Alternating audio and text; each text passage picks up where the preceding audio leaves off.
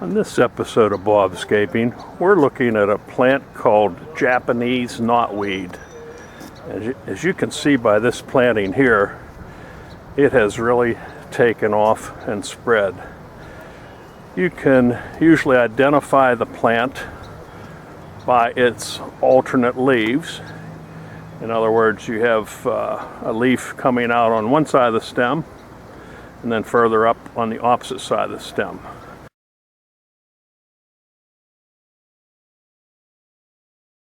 Here you can see the alternate leafing pattern. There you have one going to the left, one going to the right, one going to the left, and one going to the right. So alternate leaves, and you can see it has this kind of purple mottling on the stems as well.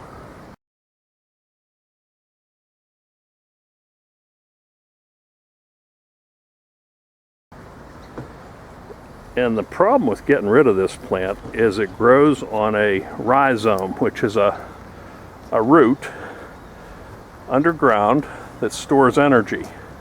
So one of the methods of getting rid of it is to cut it back to the ground and continue to cut it back to the ground every 2 weeks or before it gets to being 1 foot tall.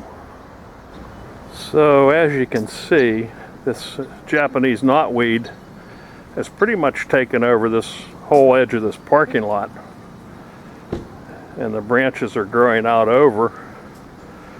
There's a stream just behind here, and all it really takes is a small piece of this plant, a small piece of the root or stem where there's one of those nodes where the leaves emerge. Just a small piece of that, and you can end up with a growth like this. It really doesn't take much, and this weed grows so fast and is so invasive that it's a huge problem.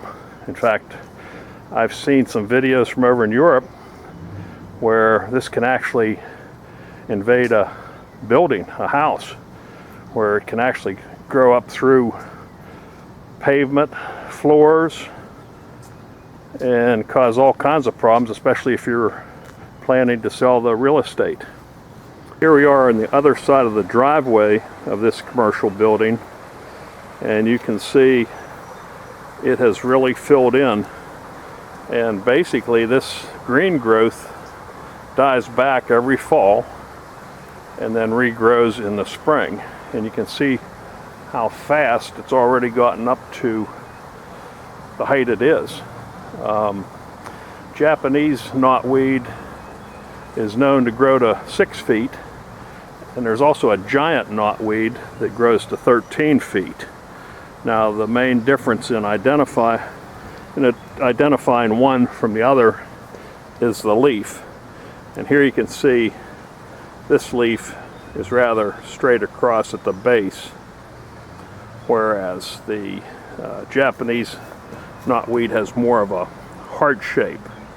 So it's a little difficult to tell them apart, because some of these leaves look heart-shaped and some look straight across, especially the younger ones have more of a straight across appearance at the base of the leaf.